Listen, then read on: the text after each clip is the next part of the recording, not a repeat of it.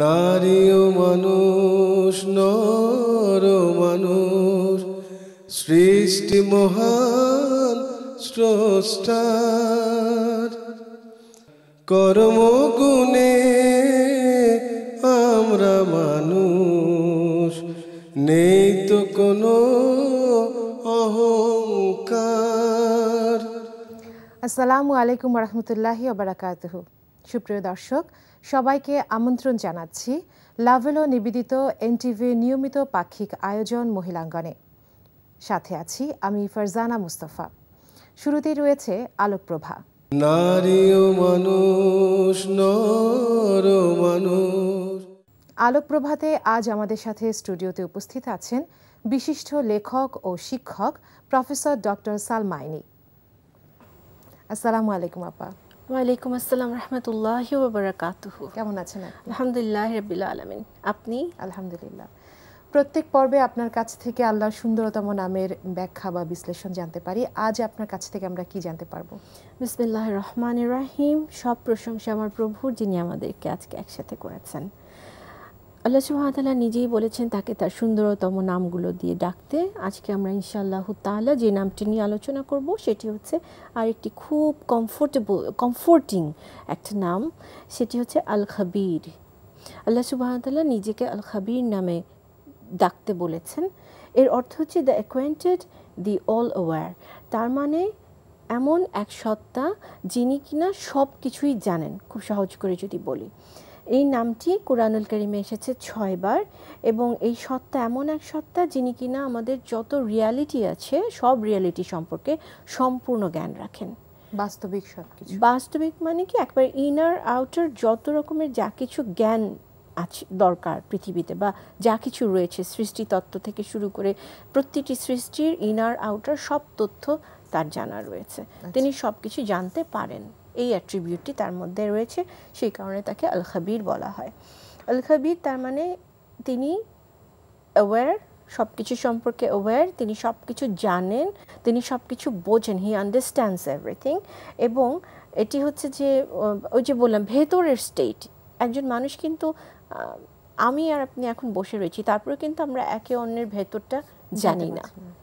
একই কথা হয়তো বলছি, একই চিন্তা করছি, তারপরেও সেখানে ডেভিয়েশন থাকবে, তারপরে আমরা সম্পূর্ণভাবে একজন আরেকজনকে জানতে পারবো না। কিন্তু আল্লাহ সুবহানাহু ওয়া তাআলা আল খাবির, তিনি সব কিছুই জানেন। এই রুট হচ্ছে, এই শব্দটির রুট এসেছে হলো খা বা রা, এই তিনটি অক্ষর থেকে। এখানে দুটো বিশেষ অর্থ রয়েছে।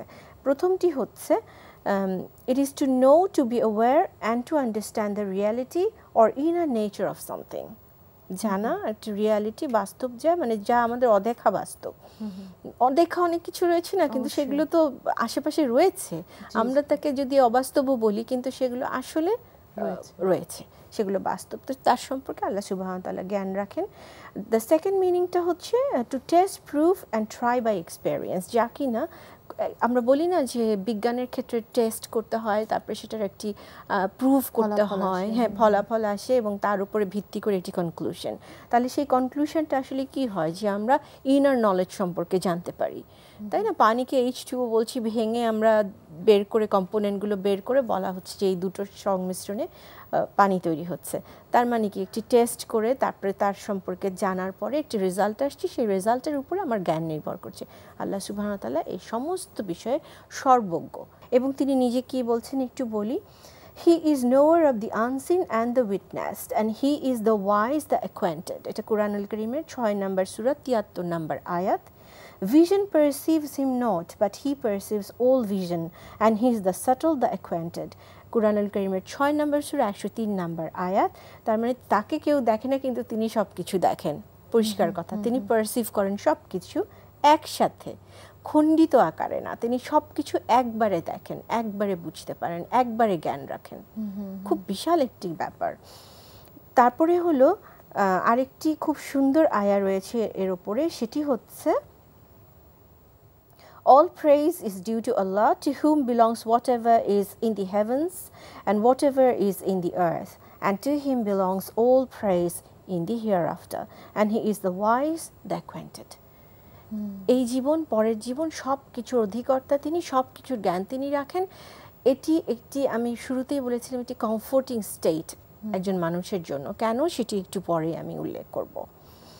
তাহলে হচ্ছে দ্য আলটিমেট অ্যাওয়ারনেস এবং নলেজ, যেটি সব কিছু আল্লাহ সুবহানাহু ওয়া তাআলার রয়েছে। এটা কেন, একদিক থেকে এটি কমফোর্টিং, আরেক দিক থেকে চিন্তা করলে এটি একটু কি বলে এটাকে, একটু একটু ভয়েরও বটে। তার কারণ হচ্ছে, প্রথমে আমি বলি যে আমরা যা কিছু করি না কেন সব কিছুই তার সামনে প্রকাশিত হয়ে যায়, তিনি সব কিছু জানেন। তার ফলে আমি একটি দরজা বন্ধ করে ঘরের মধ্যে থাকতে পারি এবং হয়তো আমি ভাবি যে আচ্ছা আমাকে তো কেউ দেখছেন, আমি যা ইচ্ছা তাই করতে পারছি। কিন্তু আমার মনে রাখা উচিত যে আমি মানুষের চোখের অন্তরালেও যদি কিছু করি, সেটি আমার প্রভু কিন্তু ঠিকই দেখতে পাচ্ছেন। তো এটি একদিক থেকে কমফোর্ট আনবে, বিকজ আমি তাহলে যে কোনো খারাপ কাজ থেকে নিজেকে বিরত রাখবো। আর আরেক দিক থেকে হচ্ছে যে আমি যদি খারাপ কিছু করে ফেলি, সেটি প্রকাশিত হওয়ার সম্ভাবনা অনেক, কিন্তু তওবা করে আমি ফেরত আসতে পারি। এই জন্য এটি খুব কমফোর্টিং। এরপরে আসি আমরা যে এই নামটি নিয়ে আমরা এখন কি করতে পারি, আল খাবির নামটিকে আমরা কিভাবে ব্যবহার করতে পারি। এই মাত্রই বলেছি, বি কমফোর্টেড বাই আল খাবির। আমি যা কিছুই করছি, আমরা বলি না যে আমি এত ভালো কাজ করছি, এত কিছু করছি, কিন্তু আমার সাথে তো ভালো হচ্ছে না বা আমি এর প্রতিদান পাচ্ছি না। তাহলে আমার আত্মাকে আমি এইভাবে কমফোর্ট দিব যে আমি যা কিছু করছি, যেহেতু আমার প্রভু সব কিছু দেখছেন, তিনি সব কিছুর হিসাব রাখছেন, তার মানে তিনি আমাকে এর জাযা বা এর যে রিওয়ার্ড তিনি আমাকে সময় মতো দিবেন এবং ডে অফ জাজমেন্টে তিনি আমার সহায় হয়ে যাবেন। কাজে কেউ আমাকে প্রতিদান দিল বা আমাকে অ্যাকনোলেজ করলো কি করলো না, আমি যদি আল খাবিরের জন্য যা কিছু আমি করছি ভালো, তা যদি তাকে উদ্দেশ্য করে করি, আমার নিয়ত যদি ক্লিয়ার থাকে, তাহলে আমার মনের খুব সহজভাবে আমি মেনে নিতে পারবো যে আজকে না হলেও ডে অফ জাজমেন্ট, যেদিন কিনা সব কিছু কেঁপে যাবে, আল্লাহ সুবহানাহু ওয়া তাআলা আমাকে সেই প্রতিদান দেবেন, কারণ তার কাছে সব কিছু রেকর্ডেড।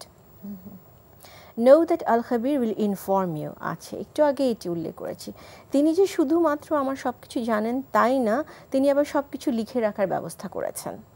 দ্য ডে অফ জাজমেন্টে তিনি কি করবেন, আমাকে আমার আমলনামা হাতে দিবেন এবং আমি বলবো যে এ কি আশ্চর্য একটি বই, যা ছোট বড় কোনো কিছুই বাদ গেল না। তো এটি যিনি কিনা ভালোর জন্য স্ট্রাইভ করবেন, তার জন্য এটা খুবই কমফোর্টেবল একটি অবস্থা যে তিনি বলবেন যে ওই যে আমি সেই কবে একটা ছোট্ট ভালো কাজ করেছিলাম, এটাও তো আল্লাহ সুবহানাহু ওয়া তাআলা গ্রহণ করে ফেলেছেন। এই হচ্ছে আল খাবির আমাকে এতটাই কি বলবো, এতটাই ভালোবাসেন যে তিনি আমার ছোট একটি নগণ্য একটি ভালো কাজকেও তিনি আমার সামনে তুলে ধরবেন, ছেড়ে দেন না।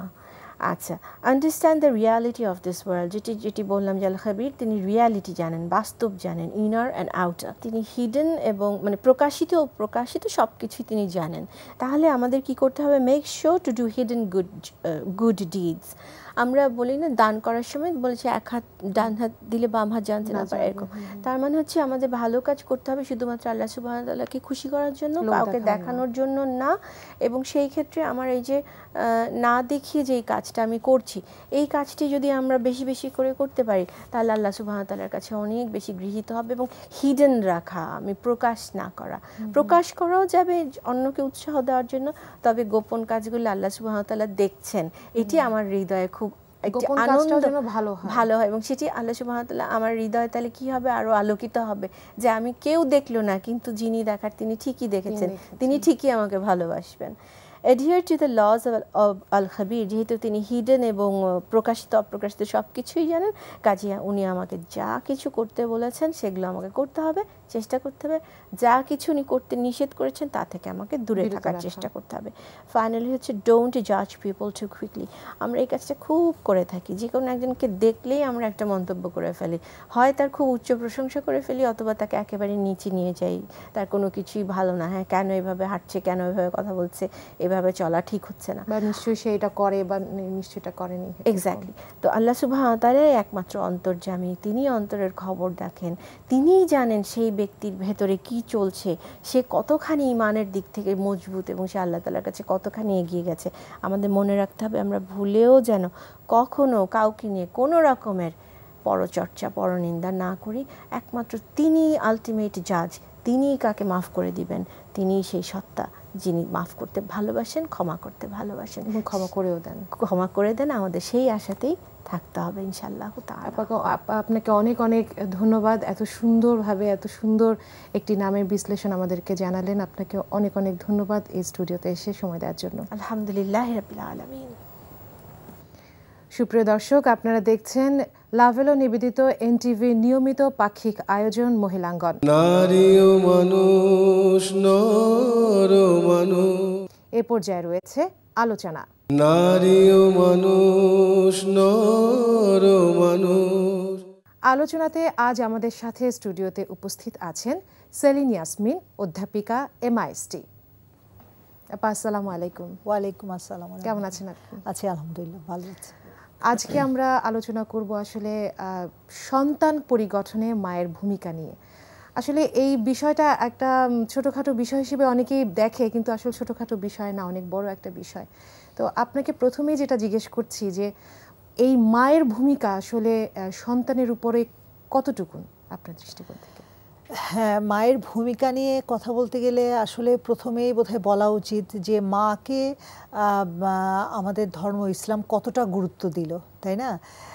আমরা যদি দেখি যে একটি মাকে প্রত্যেক মানুষকে আল্লাহ তাআলা কিছু দায়িত্ব দিয়ে পৃথিবীতে পাঠিয়েছেন। তো যেমন বলা হয়েছে যে একজন পুরুষকে তার পরিবারের দায়িত্ব দিয়ে পাঠানো হয়েছে, তেমনি একজন মহিলাকেও কিন্তু তার পরিবার, তার স্বামীর পরিবার এবং সন্তানদের দায়িত্ব দিয়ে পাঠানো হয়েছে। হ্যাঁ, তার মানে সন্তানের দায়িত্ব মার। তারপর আবার যদি দেখি একটু রাসূল সাল্লাল্লাহু আলাইহি ওয়াসাল্লাম হাদিসের দিকে যদি তাকাই, তখন দেখি যে একজন সাহাবা এসে বহুল প্রচলিত বা হাদিস, যে যখন জিজ্ঞেস করলো মায়ের স্থান কোথায়, তখন 3 বার মায়ের স্থান বলার পরে তারপর পিতার স্থান এসেছে। তার মানে মাকে কতটা গুরুত্ব দেওয়া হলো। তারপর আরেকটি হাদিসে রাসূল সাল্লাল্লাহু আলাইহি ওয়াসাল্লাম বললেন যে মায়ের পায়ের নিচে সন্তানের বেহেশত। তার মানে মাকে কতটা মর্যাদা দেয়া হলো। এই মর্যাদা যাকে দেওয়া হয়, আমরা যাকে সম্মান দেই বা বেশি মর্যাদায় দেই বা উচ্চ আসনে আসীন করি, স্বাভাবিকভাবে তার দায়িত্বও কিন্তু অনেক বেড়ে যায়। তো এই ক্ষেত্রে মা যখন একটি সন্তান ধারণ করছে, মায়ের গর্ভে একটি সন্তান বেড়ে উঠছে, তার মানে তার দায়িত্ব অনেক বেশি। এবং এই দায়িত্বটা কিন্তু সন্তান ভূমিষ্ঠ হওয়ার পরে আসছে না, ভূমিষ্ঠ হওয়ার আগে থেকেই মার মধ্যে সন্তান যখন বেড়ে উঠছে, তার মন মানসিকতা সব কিছু প্রভাব ফেলছে এই গর্ভের সন্তানটির উপর, তাই না? তার মানে একটি সন্তান জন্মগ্রহণ করার আগে থেকেই মায়ের দায়িত্ব শুরু হয়ে যায়। হ্যাঁ, সন্তানটি কেমন হবে, কেমন মানুষ হিসেবে জন্মগ্রহণ করবে, এটা কিন্তু কেউ আল্লাহ তাআলা ছাড়া কেউ জানে না। যে সন্তানটি কিন্তু বলা হয় যে গর্ভধারণের সময় থেকে কিন্তু ইসলামের কথা মানে বেশি করে ভাবা, বেশি করে কোরআন শরীফ পড়া, আল্লাহ তাকে ডাকা, কারণ এই মার যে আচার আচরণের প্রভাব সম্পূর্ণটাই কিন্তু সন্তানের উপর পড়বে। সেই জন্য তখন থেকে মার দায়িত্ব বেড়ে যায়। এবং তারপর আসছে সন্তান ভূমিষ্ঠ হওয়ার পরে মার তো দায়িত্ব আরো বেশি, কারণ একটি সন্তান তার মাকে যা দেখবে সন্তানটি তাই শিখবে, তাই না? তার মানে মা বাবা হচ্ছে সন্তানের কাছে একটা মডেল স্বরূপ, তাই না? যা দেখছে সন্তান সেভাবেই নিজেকে গড়ে তুলছে। এখন মা যদি দেখা যাচ্ছে যে খারাপ আচরণ করছে অথবা কোনো খারাপ কাজে লিপ্ত হচ্ছে, সন্তান কিন্তু নিজের অজান্তেই সেগুলো অনুকরণ করে সেগুলো সব শিখে নিচ্ছে, তাই না? মাকে যখন দেখবে মা ভালো ব্যবহার করছে বাড়ির সবার সাথে, সেটা বাবার সাথে বা অন্যান্য ভাই বোনদের সাথে বা বাড়িতে যারা আছেন বা বাড়িতে যারা আশ্রিত রয়েছেন বা বাড়িতে যারা কাজ করছেন তাদের সাথে, তাই না? তো স্বাভাবিকভাবে সন্তানটা সেরকম শিখে নেবে। তার মানে মায়ের দায়িত্ব, মায়ের ভূমিকা অনস্বীকার্য, এটা আসলে কোনো কিছুর সাথে কম্পেয়ার করা যায় না। আপনার ওই প্রসঙ্গে থেকে আমি আরেকটা প্রশ্ন করতে যাচ্ছি যে মায়ের যে আচার আচরণ তো একটা বড় একটা ফ্যাক্টর, তার উপর হচ্ছে গিয়ে যে মায়ের যে ইনভলভ হওয়া বাচ্চার প্রত্যেকটা কাজের সাথে, মাকে সন্তানকে শিক্ষাদানের ক্ষেত্রে, এটা আসলে এখনকার যুগে মায়েরা কতটুকুন আসলে করছে? কারণ দেখা যাচ্ছে যে মায়েরা বিভিন্ন কাজে ব্যস্ত থাকে, নিজের ব্যক্তিগত কাজ হোক বা পারিপার্শ্বিক কাজ হোক। তো এটাতে অনেক সময় সে সন্তানকে সঠিকভাবে সময় দিতে পারছে না। তো এটাতে কি সে সঠিকভাবে তার দায়িত্বটা মা হিসেবে পালন করতে পারছে? আচ্ছা, একজন মেয়ে বা একজন মার প্রথম এবং প্রাথমিক দায়িত্বই কিন্তু তার সন্তান এবং তার সংসার, তাই না? তাই বলে ইসলাম কিন্তু নারীদেরকে কোনো কাজ থেকে ঘরে আবদ্ধ করে রাখেন এবং কোনো কাজ করতে নিষেধ করেনি, কিন্তু তার প্রাথমিক দায়িত্ব হচ্ছে এটা, তাই না? বেসিক দায়িত্ব এটা। কারণ একবার এই প্রসঙ্গে একটা হাদিসের কথা বলি। রাসূল সাল্লাল্লাহু আলাইহি ওয়াসাল্লাম কাছে একজন মহিলা এসে জিজ্ঞেস করছে যে আমি কেন জিহাদে যেতে পারবো না, আমি কেন যুদ্ধে যেতে পারবো না, আমি যুদ্ধে যেতে চাই কারণ ছেলেরা আমার চেয়ে বেশি সওয়াব পেয়ে যাবে, আমি তো সেটা করবো না। তখন রাসূল সাল্লাল্লাহু আলাইহি ওয়াসাল্লাম তাকে বললেন যে তুমি যখন একটি সন্তান ধারণ করবে সেটি একটি জিহাদ, তুমি যখন সন্তানকে এই 9 মাস ধরে পেটে বহন করবে এটা জিহাদ, তুমি যখন সন্তানকে দুগ্ধ পান করাচ্ছ এটা একটা জিহাদ, যখন তাকে ভূমিষ্ঠ দিচ্ছ অকল্পনীয় যন্ত্রণা সহ্য করে এটা একটা জিহাদ। তার মানে একটা মার সারাটা জীবনই সে যুদ্ধের মধ্যে দিয়ে যাচ্ছে। তো তার মানে মায়ের প্রাথমিক দায়িত্ব এটা। আমরা এখন বর্তমানে যেটা দেখি যে আমরা স্বাভাবিকভাবেই দেখি যে যুগের সাথে তাল মিলিয়ে আমরা স্বাধীনতা বলি বা যাই বলি না কেন, আমরা অনেক ক্ষেত্রেই ভাবি যে সন্তানটা জন্মগ্রহণ হলো মানে আমার দায়িত্ব বোধহয় শেষ। আমরা অনেক ক্ষেত্রেই দেখি যে আমরা নিজেদের ক্যারিয়ার নিয়ে এত বেশি সচেতন হয়ে যাই বা আমাদের পড়াশোনা নিয়ে এত বেশি সচেতন হয়ে যাই যে সন্তানকে অনেকটাই কিছুটা আমি ইগনোর করাই বলবো। যে আমরা বাড়িতে যারা আছে বা সন্তান দেখার জন্য লোক রেখে দিলাম, সে দেখলো, হ্যাঁ সন্তানটা হয়তো খাওয়া পড়ার কোনো সমস্যা হচ্ছে না, সে খাওয়া দাওয়া করছে, সে কিন্তু মায়ের উপস্থিতিটা অনেক বড় ভূমিকা রাখে একটি সন্তানের সার্বিকভাবে বেড়ে ওঠার জন্য। কারণ ওর আবেগিক দিক থেকে কিছু কিছু কিন্তু অভাব থেকে যাচ্ছে, এই অভাব বাড়ির অন্য সদস্যরা পূরণ করতে পারবে না, এমনকি মায়ের অভাব বাবা পূরণ করতে পারবে না, তাই না? সেই জন্য একটি সন্তানকে যদি আমরা সুন্দরভাবে মানুষ করতে চাই এবং ওই সন্তানের কাছ থেকে যদি আমি ভবিষ্যতে আমি যখন বৃদ্ধ হব তখন যদি কিছু আশা করে থাকি, সেই বীজটা বা সেই ইনপুটটা আমাকে সন্তান যখন ছোট আছে তখনই আমাকে দিতে হবে। তাহলেই আমি ভবিষ্যতে আমি বৃদ্ধ বয়সে সন্তানের কাছে ওই ব্যবহারটা, ওই আচরণটা আমি আশা করতে পারবো। তো আমাদের হাদিস এবং কোরআনের আলোকে একজন আদর্শ মা হিসেবে, একজন আদর্শ মুসলিমা হিসেবে তার সন্তানকে সে কি কি শিক্ষা দিতে পারে আপনার বিশ্লেষণে? আসলে প্রথমত তো একজন মানুষ হিসেবে আমাদেরকে সৎ থাকতে হবে, তাই না? সে সৎ থাকা মানে কি? আমার কথা কাজে, আমার আচার আচরণের সব দিক থেকে সৎ থাকা, তাই না?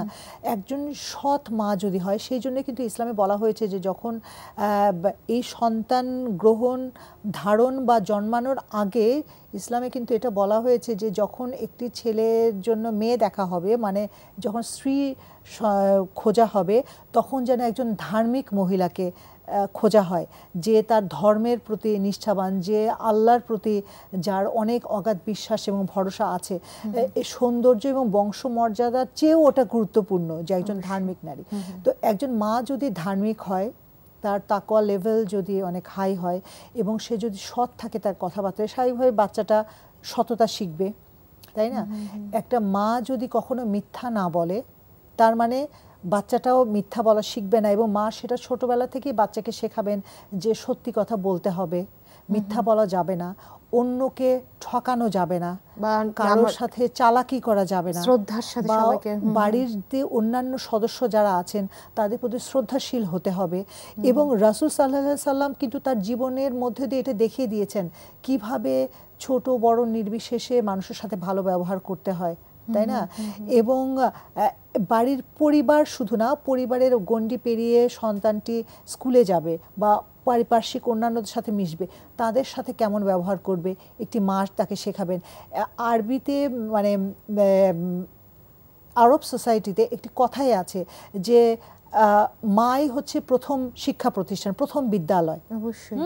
এবং শুধু আরব সোসাইটি, এটা সব সোসাইটিরই কথা, কারণ মায়ের ভাষাটা সে শিখে এবং সে অনুকরণ করে মাকে, তাই না?